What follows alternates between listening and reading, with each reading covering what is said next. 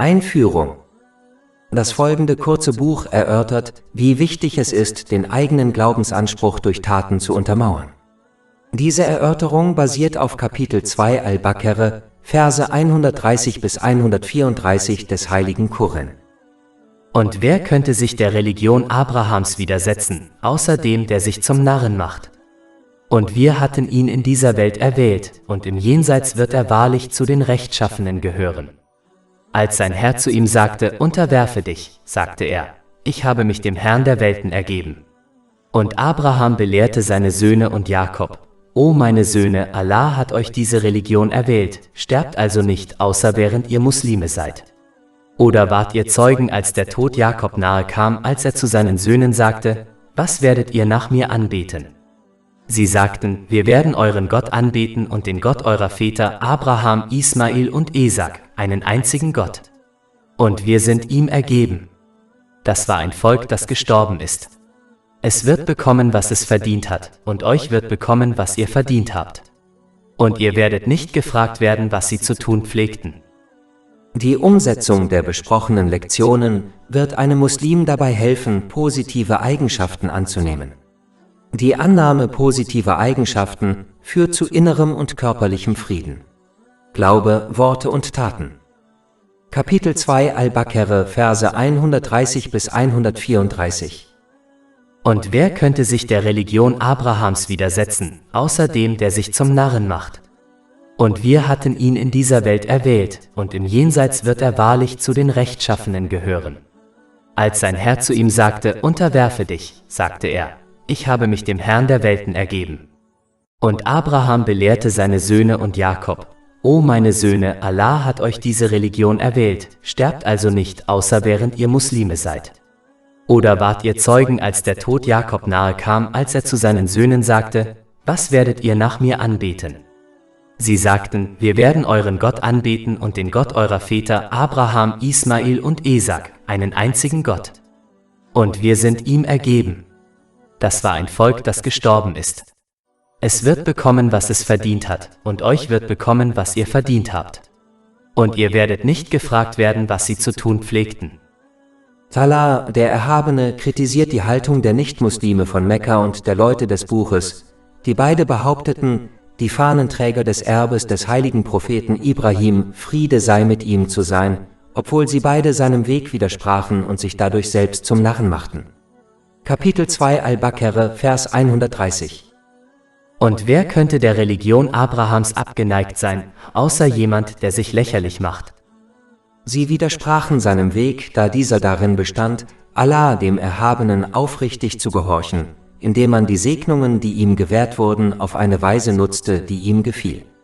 Die Leute des Buches und die Nichtmuslime von Mekka widersprachen seinem Weg, da er ihre weltlichen Wünsche in Frage stellte, da sie die Segnungen, die ihnen gewährt wurden, auf eine Weise nutzen wollten, die ihnen gefiel. Kapitel 2 Al-Baqarah, Vers 130. Und wer könnte der Religion Abrahams abgeneigt sein, außer jemand, der sich lächerlich macht? Allgemein gesprochen kann sich ein Muslim selbst täuschen, indem er eine Haltung einnimmt, die dem Weg des heiligen Propheten Ibrahim, Friede und Segen seien auf ihm, widerspricht, während er glaubt, er werde in beiden Welten Erfolg haben. Beispielsweise kann man auf dem Ungehorsam gegenüber Allah, dem Erhabenen, beharren, während man glaubt, jemand anderes werde einen am Tag des jüngsten Gerichts retten. Obwohl die Fürsprache des heiligen Propheten Muhammad, Friede und Segen seien auf ihm, eine Tatsache ist und in vielen islamischen Lehren diskutiert wird, wie zum Beispiel im Hadith in Sunan ibn Majah Nummer 4308, werden dennoch einige Muslime in die Hölle kommen. Da ein Moment in der Hölle unerträglich ist, muss man diese Haltung vermeiden, da man damit nur die Fürsprache des heiligen Propheten Muhammad, Friede und Segen seien auf ihm, verspottet. Ein Muslim kann sich selbst täuschen, indem er auf dem Ungehorsam gegenüber Allah, dem Erhabenen, beharrt, während man glaubt, er habe Hoffnung auf die Gnade Allahs des Erhabenen.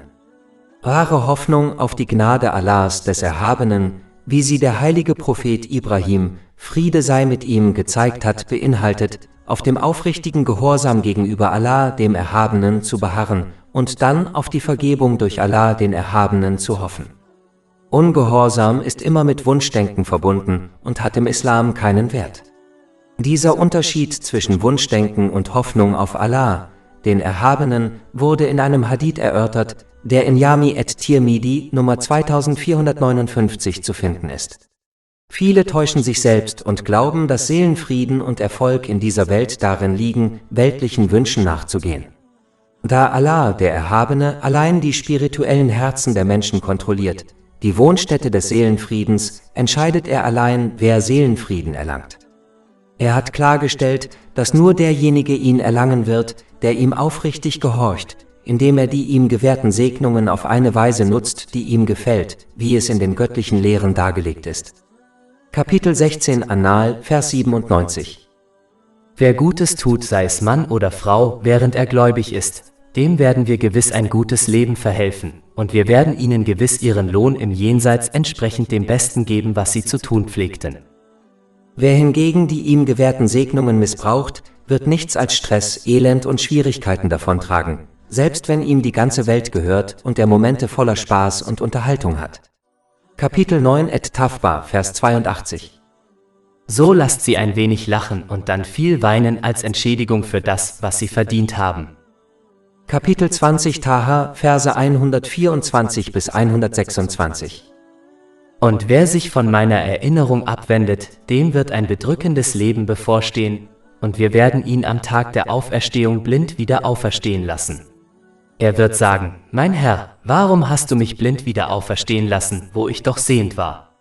Er wird sagen, so kamen unsere Zeichen zu euch und ihr vergaßt sie, und so werdet auch ihr heute vergessen sein. Andere täuschen sich selbst, indem sie glauben, sie würden am Tag des jüngsten Gerichts Frieden mit Allah, dem Erhabenen, schließen.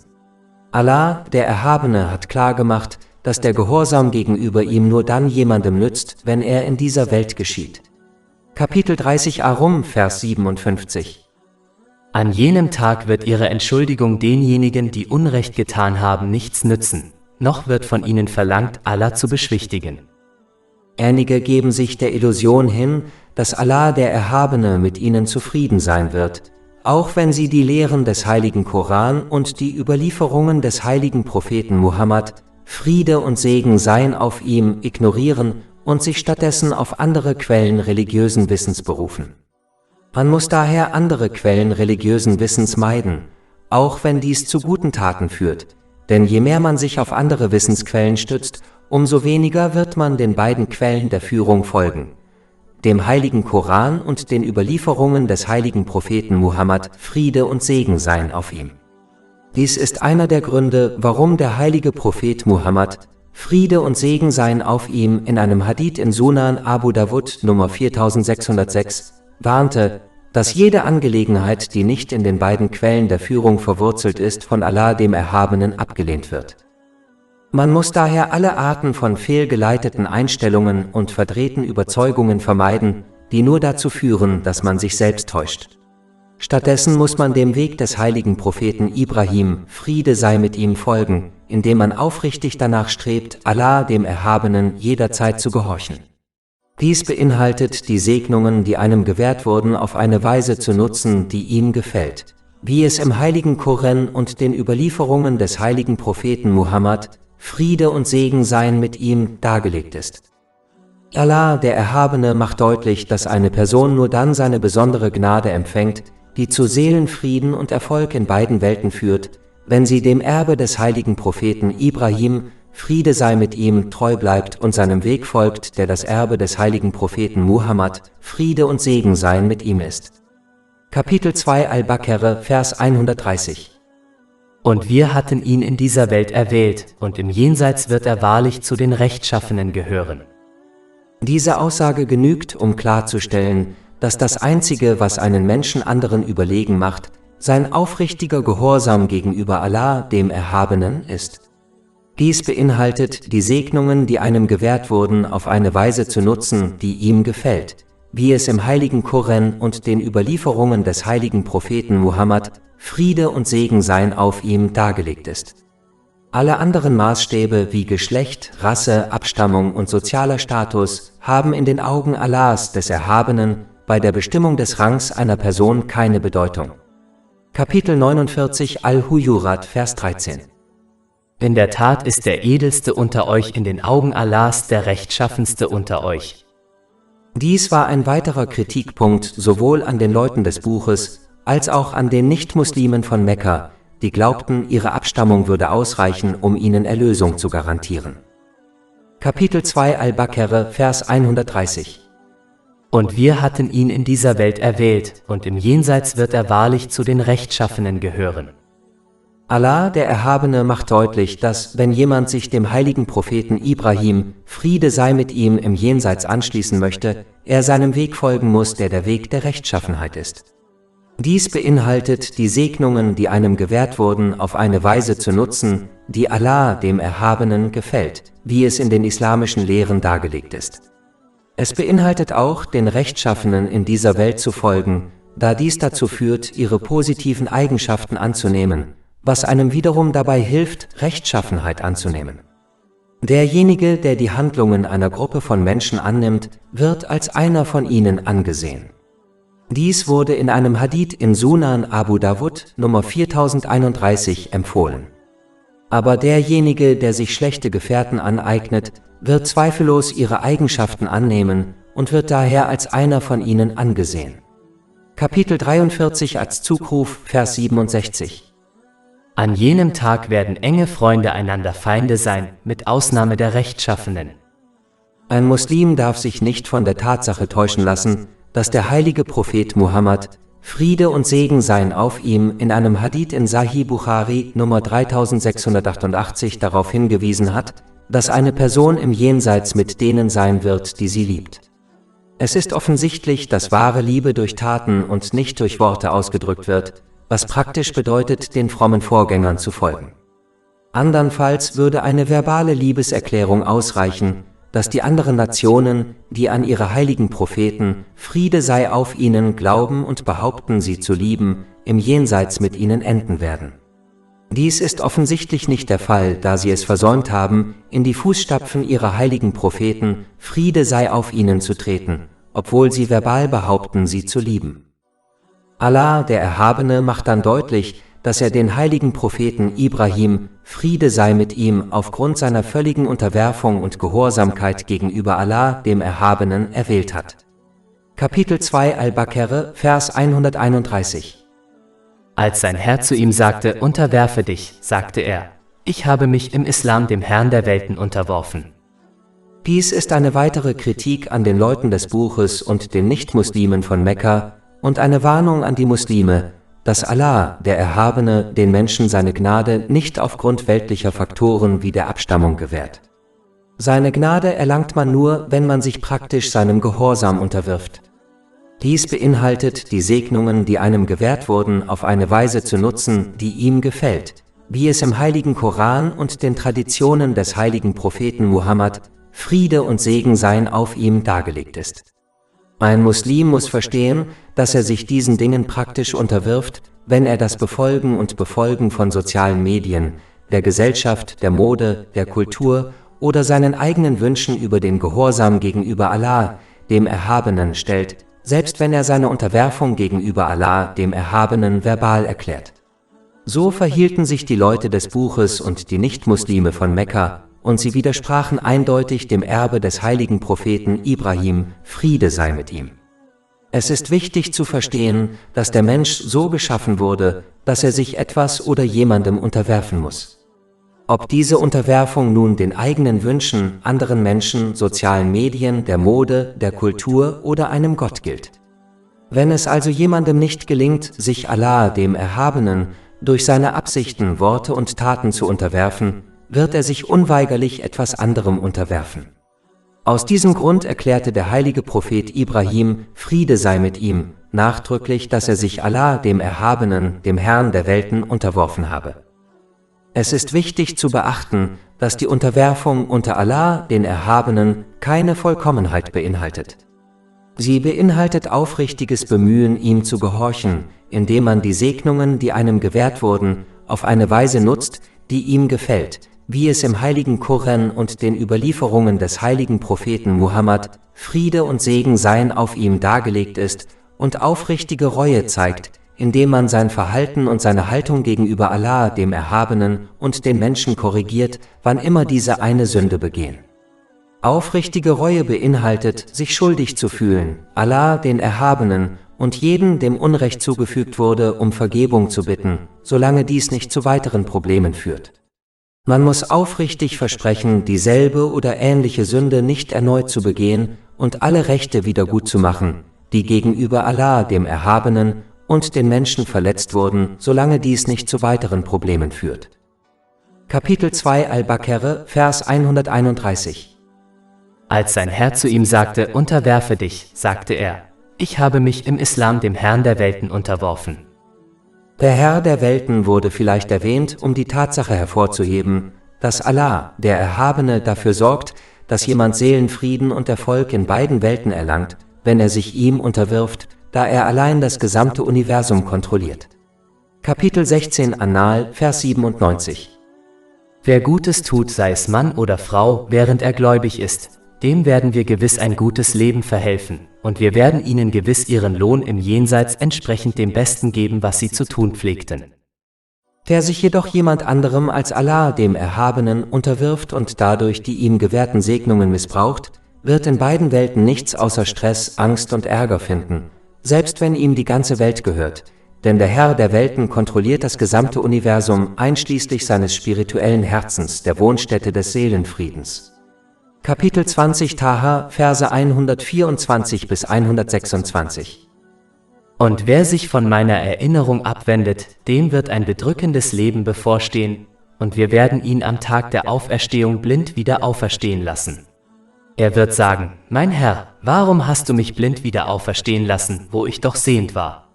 Er wird sagen, so kamen unsere Zeichen zu euch und ihr vergaßt sie, und so werdet auch ihr heute vergessen sein. Allah, der Erhabene, hebt dann die Tatsache hervor, dass die Unterwerfung unter Allah, den Erhabenen, das Erbe war, das der heilige Prophet Ibrahim, Friede sei mit ihm, an seine Kinder weitergab, und im Gegenzug taten seine Nachkommen, einschließlich seines Enkelsohns, des heiligen Propheten Jakob, Friede sei mit ihm, dasselbe. Kapitel 2 Al-Baqarah, Verse 131 bis 132. Als sein Herr zu ihm sagte, unterwerfe dich, sagte er, ich habe mich dem Islam unterworfen. Zum Herrn der Welten. Und Abraham wies seine Söhne an, dasselbe zu tun, und Jakob tat es auch, indem er sagte, O meine Söhne, wahrlich, Allah hat diese Religion für euch erwählt, also sterbt nicht, außer während ihr Muslime seid. Der heilige Prophet Jakob, Friede sei mit ihm, wurde ausdrücklich erwähnt, da er der Vorfahre der Leute des Buches war, die auch als die Kinder Israels bekannt waren. Also die Kinder des heiligen Propheten Jakob, Friede sei mit ihm. Dies war ein weiterer Vorwurf an die Leute des Buches und die Nichtmuslime von Mekka, weil sie sich dem Erbe ihrer Vorfahren eklatant widersetzten, dem Erbe der aufrichtigen Gehorsamkeit gegenüber Allah, dem Erhabenen. Diese Opposition erreichte ihren Höhepunkt, als sie beide den heiligen Propheten Muhammad, Friede und Segen seien mit ihm, ablehnten, obwohl beide Gruppen die Wahrhaftigkeit des Islam anerkannten. Die Nichtmuslime von Mekka verbrachten 40 Jahre mit dem heiligen Propheten Muhammad, Friede und Segen seien auf ihm, bevor dieser sein Prophetentum verkündete, und wussten daher, dass er kein Lügner war.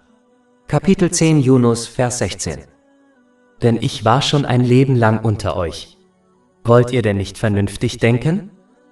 Und da sie die arabische Sprache beherrschten, erkannten sie klar, dass der heilige Koran nicht die Worte eines erschaffenen Wesens waren. Da der Islam jedoch ihren Wünschen widersprach, lehnten viele Nichtmuslime Mekkas den Islam ab und widersetzten sich damit dem Erbe ihres Vorfahren, des heiligen Propheten Ibrahim, Friede sei mit ihm, der aufrichtigen Gehorsamkeit gegenüber Allah, dem Erhabenen. Was die Leute des Buches betrifft, so erkannten sie den heiligen Koran an, da sie mit dessen Autor Allah, dem Erhabenen, vertraut waren, und sie erkannten sowohl den heiligen Koran als auch den heiligen Propheten Muhammad, Friede und Segen seien auf ihm, an, da sie beide in ihren göttlichen Schriften besprochen worden waren. Kapitel 6 Al-An'am, Vers 20. Diejenigen, denen wir die Schrift gegeben haben, erkennen sie den heiligen Koran, wenn sie ihre eigenen Söhne erkennen. Und Kapitel 2 Al-Baqarah, Vers 146. Diejenigen, denen wir die Schrift gaben, kennen ihn, den Propheten Muhammad, Friede sei mit ihm, wie ihre eigenen Söhne. Doch da der Islam ihren Wünschen widersprach, lehnten die meisten Menschen des Buches den Islam ab und widersetzten sich damit dem Erbe ihres Vorfahren, des heiligen Propheten Ibrahim, Friede sei mit ihm, der aufrichtigen Gehorsam gegenüber Allah, dem Erhabenen, vertrat.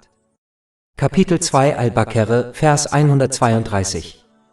Und Abraham wies seine Söhne an, dasselbe zu tun, und Jakob tat es ebenfalls. O meine Söhne, Allah hat euch tatsächlich diesen Glauben erwählt, sterbt also nicht, außer während ihr Muslime seid. Muslime müssen die nächste Generation ermutigen, Allah, dem Erhabenen, aufrichtig zu gehorchen, indem sie mit gutem Beispiel vorangehen, so wie es der heilige Prophet Ibrahim, Friede sei mit ihm, tat. Mit gutem Beispiel voranzugehen bedeutet, die Lehren des Islam zu lernen und danach zu handeln, damit andere seine Wahrhaftigkeit durch ihre Taten und Worte erkennen. Dann müssen Muslime Zeit darauf verwenden, der nächsten Generation den heiligen Koran und die Traditionen des heiligen Propheten Muhammad, Friede und Segen seien mit ihm, zu lehren, damit sie die Wahrhaftigkeit des Islam durch Beweise verstehen, statt durch blinde Nachahmung. Dadurch wird sichergestellt, dass sie ihr ganzes Leben lang den Lehren des Islam treu bleiben. Es ist traurig zu beobachten, wie die meisten muslimischen Eltern äußerst eifrig darauf bedacht sind, der nächsten Generation weltliches Wissen beizubringen, das zu weltlichem Erfolg führt, doch sie vernachlässigen ihre religiöse Erziehung und überlassen sie stattdessen anderen, obwohl es ihre Pflicht ist, ihren Kindern die Grundlagen des Islam direkt beizubringen. Auch wenn es lobenswert ist, die nächste Generation zu ermutigen, weltliches Wissen zu erlangen, dürfen Eltern dennoch die Vermittlung religiösen Wissens nicht vernachlässigen. Es reicht einfach nicht aus, Kinder in die Moschee zu schicken, damit sie lernen, den heiligen Koran zu rezitieren, ohne ihn zu verstehen. Teenager muss den Islam aufgrund von Beweisen annehmen, nicht durch blinde Nachahmung, sonst wird er sich mit der Zeit nur vom Islam entfernen, da er den Islam als Teil der Kultur betrachtet, der mit der Zeit verworfen werden kann. Wenn jemand den Islam aufgrund von Beweisen annimmt, wird er verstehen, dass der Islam eine Lebensweise ist, die in jeder Situation angewendet werden muss und die man anwenden muss, wenn man jeden Segen nutzt, der einem gewährt wurde. Kapitel 2 Al-Baqarah, Vers 132. Und Abraham wies seine Söhne an, dasselbe zu tun, und Jakob tat es ebenfalls. O meine Söhne, Allah hat euch tatsächlich diese Religion erwählt. Allah, der Erhabene, hat den Islam als Religion für die Menschheit gewählt, da er am besten zu ihrer Natur passt und zu Seelenfrieden und Erfolg in beiden Welten führt. Da Allah, der Erhabene, die Menschheit erschaffen hat, weiß nur er, welcher Verhaltenskodex zu ihrer Natur und ihren Fähigkeiten passt. Wenn man diesen göttlichen Verhaltenskodex aufgibt und stattdessen einem von Menschen geschaffenen Verhaltenskodex folgt, wird dies immer nur zu einem unausgeglichenen geistigen und körperlichen Zustand führen, da dieser nicht perfekt auf die Natur des Menschen abgestimmt ist. Egal wie viele Fortschritte die Menschen in Bezug auf ihr Wissen über den geistigen und körperlichen Zustand des Menschen machen, sie werden nie in der Lage sein, alles Mögliche herauszufinden, um den perfekten Verhaltenskodex zu schaffen, der zu einem ausgeglichenen geistigen und körperlichen Zustand führt. Es ist eine unbestreitbare Tatsache, dass derjenige, dessen geistiger und körperlicher Zustand unausgeglichen ist, nie Seelenfrieden erlangen wird. Man muss daher die Lehren des Islam um des eigenen Wohls willen annehmen und danach handeln, genauso wie ein kluger Patient den Rat seines Arztes annimmt und befolgt, weil er weiß, dass dies das Beste für sein geistiges und körperliches Wohlbefinden ist, trotz der Tatsache, dass ihm bittere Medikamente und ein strenger Diätplan verschrieben werden. Kapitel 2 Al-Baqarah, Vers 132. Und Abraham wies seine Söhne an, dasselbe zu tun, und Jakob tat es ebenfalls. O meine Söhne, Allah hat euch tatsächlich diesen Glauben erwählt, sterbt also nicht, außer während ihr Muslime seid. Dieser Vers macht deutlich, dass ein Muslim heute zu sein nicht garantiert, dass man morgen als Muslim stirbt. Denn der Glaube ist wie eine Pflanze, die durch Gehorsam genährt werden muss. So wie eine Pflanze stirbt, wenn sie keine Nahrung wie etwa Wasser bekommt, so kann auch der Glaube eines Muslims sterben, wenn er ihn nicht durch Gehorsam nährt. Daher muss man sicherstellen, dass man seinen Glauben stärkt, indem man die islamischen Lehren lernt und danach handelt, damit man als Muslim stirbt. Dies wird durch einen Hadith in Sahih Muslim Nummer 7232 weiter untermauert. Der heilige Prophet Muhammad, Friede und Segen seien auf ihm, wies darauf hin, dass ein Mensch in demselben Zustand auferstehen wird, in dem er gestorben ist. Wenn jemand also als überzeugter Muslim gestorben ist, wird er auch als überzeugter Muslim auferstehen. Und der Zustand des Todes eines Menschen wird durch die Art und Weise bestimmt, wie er gelebt hat. Kapitel 2 Al-Baqarah, Vers 132. Und Abraham wies seine Söhne an, dasselbe zu tun, und Jakob tat es ebenfalls. O meine Söhne, Allah hat euch tatsächlich diesen Glauben erwählt, sterbt also nicht, außer während ihr Muslime seid. Dies unterstreicht auch die Tatsache, dass jeder Mensch Allah, dem Erhabenen, aufrichtig gehorchen muss, da die Abstammung oder Verbindung zu einer frommen Person diesen nicht retten wird, wenn er Allah, dem Erhabenen, selbst nicht gehorcht. Allah, der Erhabene, betont außerdem, wie wichtig es ist, ihm aufrichtig zu gehorchen, und wie die früheren heiligen Propheten, Friede sei mit ihnen, wie der Vorfahre der Leute des Buches, der heilige Prophet Jakob, Friede sei mit ihm, an dieser Haltung festhielten und die nächste Generation stets ermutigten, dasselbe zu tun. Der aufrichtige Gehorsam gegenüber Allah, dem Erhabenen, der beinhaltet, die Segnungen, die einem gewährt wurden, auf eine Weise zu nutzen, die ihm gefällt. Wie es in den islamischen Lehren dargelegt ist, war ihnen so wichtig, dass sie sogar in ihren letzten Augenblicken auf dieser Erde darüber sprachen. Kapitel 2 Al-Baqarah, Vers 133. Oder wart ihr Zeugen, als der Tod Jakob nahte, als er zu seinen Söhnen sagte, was werdet ihr nach mir anbeten? Der heilige Prophet Muhammad, Friede und Segen seien auf ihm, betonte in seinen letzten Augenblicken die Gehorsamkeit gegenüber Allah, dem Erhabenen, als er die Menschen dazu aufforderte, die obligatorischen Gebete zu verrichten, da diese die zentrale Säule des Glaubens eines Menschen sind. Dies wurde in einem Hadith in Sunan ibn Majah Nummer 2698 erörtert. Dies war ein weiterer Kritikpunkt an den Leuten des Buches, die behaupteten, in die Fußstapfen ihres Vorfahren, des heiligen Propheten Jakob, Friede sei mit ihm, zu treten, es jedoch versäumten, seiner Haltung zu folgen, Allah, dem Erhabenen, aufrichtig zu gehorchen und andere dazu aufzufordern, bis zu seinem letzten Atemzug dasselbe zu tun. Kapitel 2 Al-Baqarah, Vers 133. Oder wart ihr Zeugen, als der Tod Jakob nahte, als er zu seinen Söhnen sagte, was werdet ihr nach mir anbeten? Der heilige Prophet Jakob, Friede sei mit ihm, fragte seine Kinder nicht, wen sie nach ihm anbeten würden, sondern was sie nach ihm anbeten würden.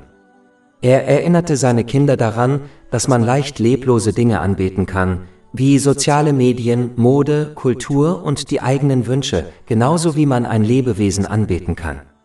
Kapitel 25 Al-Furqan, Vers 43.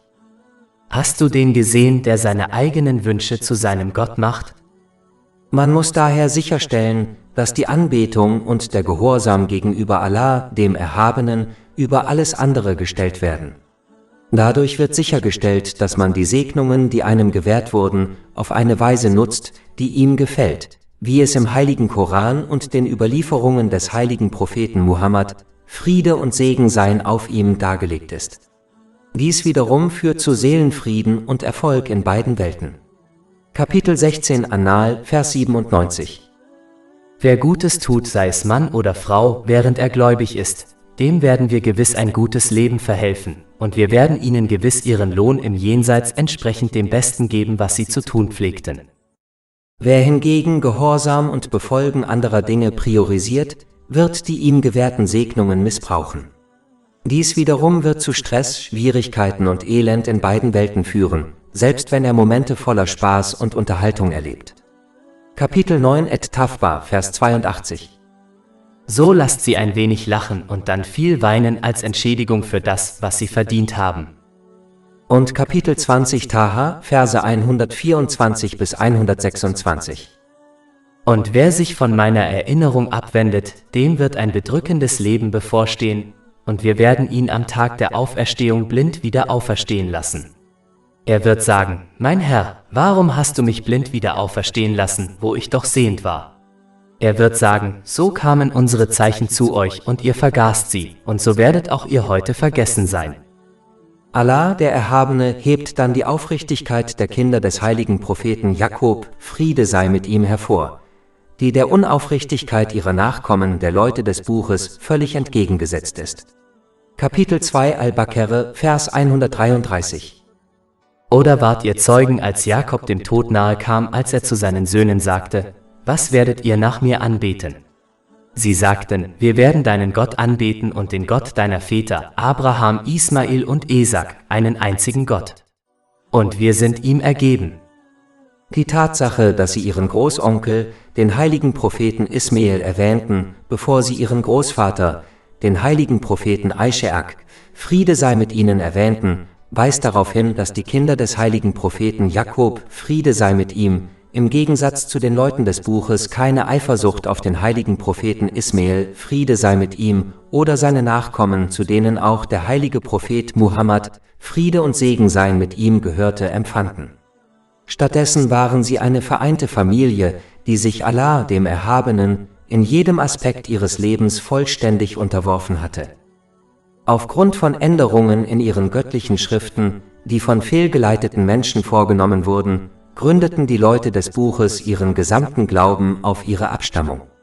Sie behaupteten, dass es ihre Abstammung war, die ihnen Überlegenheit über den Rest der Menschheit verlieh, und dies einer der Gründe war, warum sie den heiligen Propheten Muhammad, Friede und Segen seien auf ihm, ablehnten, da er einer anderen Abstammung angehörte.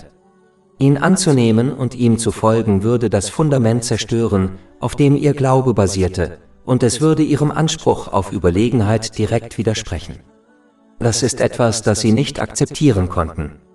Ihre gesamte Haltung widersprach daher völlig dem Weg ihrer Vorfahren, des heiligen Propheten Ibrahim und seiner Familie, Friede sei mit ihnen. Kapitel 2 Al-Baqarah, Vers 133. Oder wart ihr Zeugen, als Jakob dem Tod nahe kam, als er zu seinen Söhnen sagte: Was werdet ihr nach mir anbeten? Sie sagten: Wir werden deinen Gott anbeten und den Gott deiner Väter, Abraham, Ismael und Esak, einen einzigen Gott. Und wir sind ihm ergeben.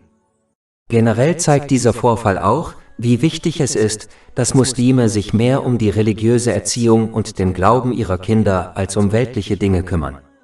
Leider ist bei den meisten Muslimen heute das Gegenteil der Fall. Sie kümmern sich mehr um die Zukunft ihrer Kinder als um weltliche Dinge. Auch wenn es im Islam akzeptabel ist, sich um weltliche Dinge zu kümmern, sollte man ihnen in Bezug auf sich selbst oder seine Angehörigen dennoch nicht den Vorrang vor religiösen Dingen geben. Weltliche Dinge sind nur ein Mittel, um den eigenen religiösen Belangen zu dienen, damit man in beiden Welten Seelenfrieden und Erfolg erlangt. Dies wird erreicht, wenn man seine weltlichen Ressourcen auf eine Weise nutzt, die Allah, dem Erhabenen, gefällt, wie es im heiligen Koran und den Überlieferungen des heiligen Propheten Muhammad, Friede und Segen seien auf ihm, dargelegt ist. Allah, der Erhabene, macht dann deutlich, dass die Abstammung einem weder in dieser noch in der nächsten Welt helfen wird, wenn man selbst Allah, dem Erhabenen, nicht aufrichtig gehorcht. Kapitel 2 Al-Baqarah, Vers 134. Das war ein Volk, das untergegangen ist. Es wird bekommen, was es verdient hat, und ihr werdet bekommen, was ihr verdient habt. Und ihr werdet nicht gefragt werden, was sie zu tun pflegten. Dies zerstörte den falschen Glauben der Leute des Buches, der Nichtmuslime von Mekka und sogar einiger heutiger Muslime, die glauben, ihre Abstammung und Verbindung zu frommen Menschen wie den heiligen Propheten, Friede sei mit ihnen, würde ausreichen, um ihnen in beiden Welten Erlösung zu garantieren. Dies zu glauben ist höchst respektlos gegenüber Allah, dem Erhabenen, da es suggerieren würde, dass er sich voreingenommen und sogar rassistisch verhält, obwohl dies nicht der Fall ist. Der heilige Prophet Muhammad, Friede und Segen seien auf ihm, hat ebenfalls wiederholt vor dieser Haltung gewarnt. So warnte er beispielsweise in einem Hadith in Sahih Muslim, Nummer 6853, eindeutig, dass die Abstammung einer Person ihr am Tag des jüngsten Gerichts nicht zugutekommt, wenn sie keine guten Taten vollbringt. Kapitel 53 An-Naim, Vers 39. Und dass es für den Menschen nichts anderes gibt als das Gute, wonach er kämpft. Und Kapitel 31 Luqman, Vers 33. O ihr Menschen, fürchtet euren Herrn und fürchtet den Tag, an dem kein Vater seinem Sohn helfen kann und kein Sohn seinem Vater irgendetwas nützen kann. Ein Muslim muss daher praktisch in die Fußstapfen seiner frommen Vorfahren treten, um sich ihnen im Jenseits anzuschließen. Dies beinhaltet, die Segnungen, die ihnen gewährt wurden, auf eine Weise zu nutzen, die Allah, dem Erhabenen, gefällt, wie es im heiligen Koran und den Überlieferungen des heiligen Propheten Muhammad, Friede und Segen seien auf ihm, dargelegt ist. Aber wenn sie in die Fußstapfen der Ungehorsamen treten, dann könnten sie am Tag des jüngsten Gerichts mit ihnen versammelt werden. Davor wird in einem Hadith gewarnt, der in Sunan Abu Dawud, Nummer 4031 zu finden ist. Kapitel 2 Al-Baqarah, Vers 134. Das war ein Volk, das untergegangen ist. Es wird bekommen, was es verdient hat, und ihr werdet bekommen, was ihr verdient habt. Und ihr werdet nicht gefragt werden, was sie zu tun pflegten. Dieser Vers erinnert die Menschen auch daran, dass sie die Mentalität vermeiden sollten, ihre eigenen Taten mit denen anderer zu vergleichen, um ihre eigene Faulheit oder ihr eigenes schlechtes Verhalten zu rechtfertigen. Dies geschieht oft, wenn man sein eigenes Verhalten ständig mit dem Verhalten anderer vergleicht, die schlechter erscheinen als man selbst. Ein Muslim, der beispielsweise nicht betet, vergleicht sich mit einem Mörder und rechtfertigt damit seinen eigenen Mangel an Gehorsam gegenüber Allah, dem Erhabenen. Wie am Ende von Vers 134 angedeutet, mag diese Einstellung einem dummen Menschen in dieser Welt zwar ein besseres Gefühl geben, aber sie wird ihm im Jenseits nicht helfen, da ein Mensch weder nach dem Verhalten anderer gefragt, noch mit dem Verhalten anderer verglichen wird.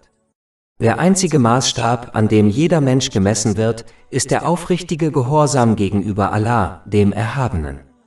In diesem Zeitalter bezieht sich dies darauf, wie viel man aus dem heiligen Koran und den Traditionen des heiligen Propheten Muhammad, Friede und Segen seien auf ihm, lernt und danach handelt. Ebenso darf eine Person ihren Mangel an Gehorsam gegenüber Allah, dem Erhabenen, nicht dadurch entschuldigen, dass sie behauptet, andere seien in einer besseren Position, Allah, dem Erhabenen, zu gehorchen. Wer beispielsweise Vollzeit arbeitet, sollte sich nicht besser fühlen, indem er behauptet, es sei für jemand anderen leicht, seine Energie und Zeit dem Studium des islamischen Wissens zu widmen, da er nur Teilzeit arbeitet. Man muss diese Haltung vermeiden, da sie nur Faulheit fördert. Stattdessen muss man sich darauf konzentrieren, die Segnungen, die einem gewährt wurden, auf eine Weise zu nutzen, die Allah, dem Erhabenen, gefällt. Selbst wenn dies bedeutet, dass man weniger gute Taten vollbringt als andere, da Allah, der Erhabene, auf Qualität und nicht auf Quantität achtet. Kapitel 2 Al-Baqarah, Vers 134. Das war ein Volk, das untergegangen ist. Es wird bekommen, was es verdient hat, und ihr werdet bekommen, was ihr verdient habt. Und ihr werdet nicht gefragt werden, was sie zu tun pflegten. Dieser Vers erinnert Muslime auch daran, sich auf ihr eigenes Verhalten gegenüber Allah, dem Erhabenen, und den Menschen zu konzentrieren, da dies das ist, worüber sie am Tag des jüngsten Gerichts befragt werden. Alle Dinge, zu denen man nicht befragt wird, wie das Verhalten der früheren Generationen, müssen vermieden werden, da das Vertiefen in diese Themen nur kostbare Zeitverschwendung ist. Dies ist einer der Gründe, warum der heilige Prophet Muhammad, Friede und Segen seien auf ihm, in einem Hadith in Jami at-Tirmidhi, Nummer 2317 darauf hinwies, dass ein Muslim seinen Glauben nicht perfekt machen wird, bis er die Dinge vermeidet, die ihn nichts angehen. Sich um seine eigenen Angelegenheiten zu kümmern, muss daher in jedem Aspekt des Lebens angewendet werden. Über 400 kostenlose E-Books, Hörbücher, Infografiken, Podcasts und Blogs auf unserer Website verfügbar: www.shaykhpot.com